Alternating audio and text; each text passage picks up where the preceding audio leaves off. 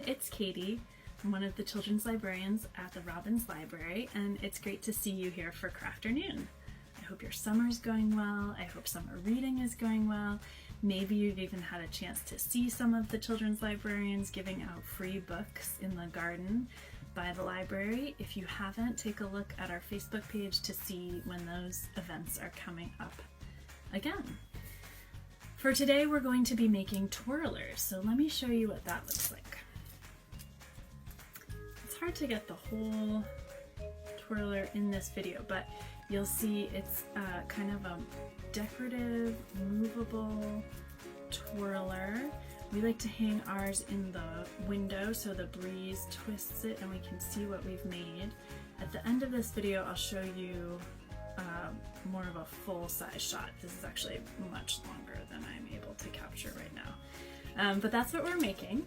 We're going to be using a technique called watercolor resist. So that's just a fancy word for we're going to color first with crayons and then paint over with watercolor and see how the two work together.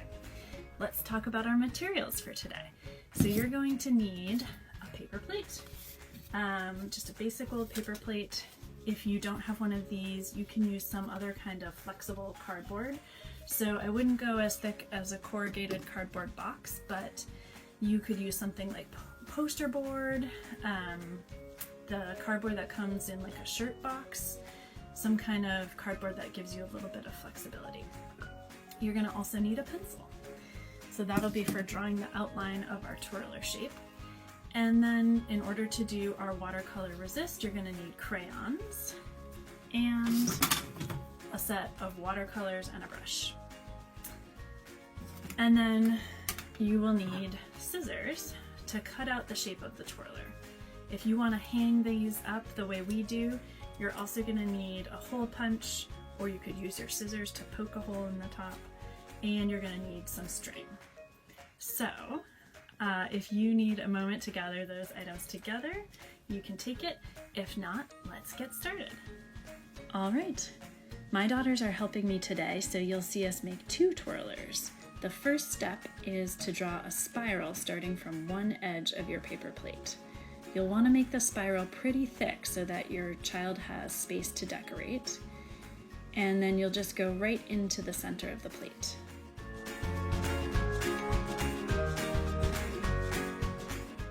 This will be your cutting line later, so there's no need to be perfect about it.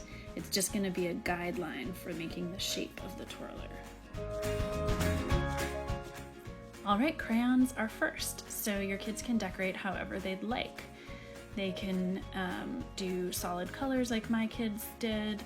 I like to do lines and shapes or patterns so that there is some white space left for the watercolor to show through.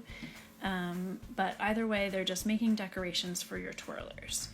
If you really want to get fancy, you could do this on both sides of your paper plate.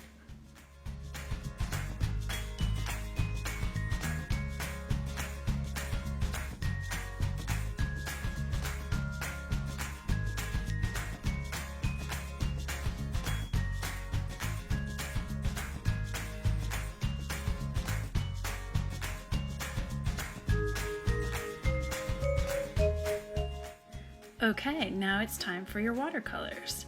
So we've got our watercolor set as well as our jar of water and our brushes, and then your kids can just let loose, painting over the crayon and wherever they would like on the twirler.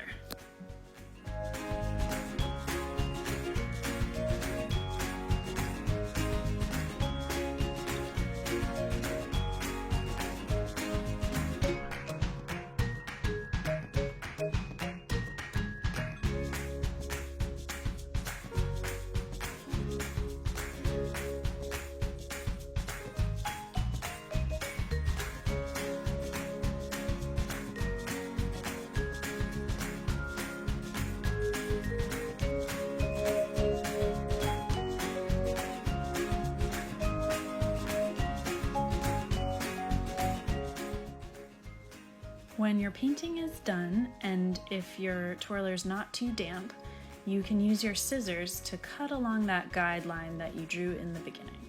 So again, this doesn't have to be perfect, it's just to give it a curlicue shape. but you follow right into the center of your spiral.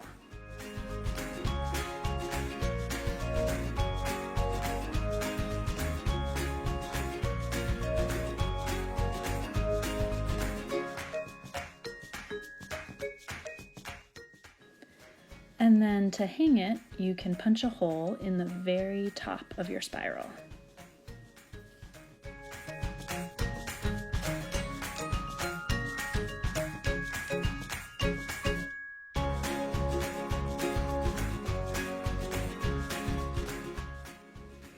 Then you can cut a piece of string and tie it to the end of your twirler, and it's ready to hang.